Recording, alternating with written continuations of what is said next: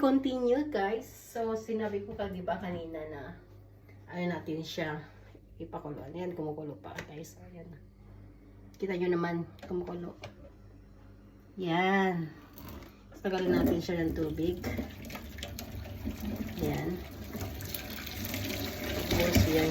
Pwede ko ang gamitin yun. Ayan guys.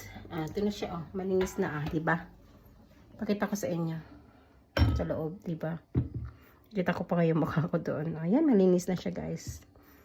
Puti na, malinis na, diba? Kita nyo? So, ayun lang. Gawin nyo lang yun. Pakuluin nyo siya. Tapos, i-wait siya ng 10 or 15 minutes bago nyo siya i-rinse ulit. Bago siyang gamitin, bago nyo ulit gamitin. Diba? Malinis na. Ayan. Yan. Gamit lang siya ng amoy nyo muna kung amoy lemon. Tapos magpainit kayo ulit ng tubig. Lagyan ng tubig. Tapos painitin nyo ulit. Tapos tingnan nyo na. Try nyo na kung amoy lemon o hindi na. Ganun lang. Painit nyo ulit. Ganun lang. Tapos na. Tapos ngayon, di ba may natira pa ako to. Imbis na itapon ko. Pwede pa siyang gamitin. Ilagay ko dito kasi ito pinagano na nga asawa ko.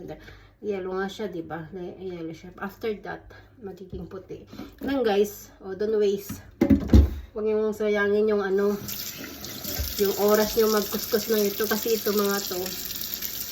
At saka ito, pag yan ang ginamit yung hindi siya obra. Mas maganda talaga. Mas maganda talaga gamamit kayo ng lemon. Huwag yung sabon. Huwag yung yung ganun. Saka ito, din namin pinapalitan, hindi namin ito pinapatagal kasi may stuck na yung germs ng bacteria. Yan lang guys. Thank you for watching.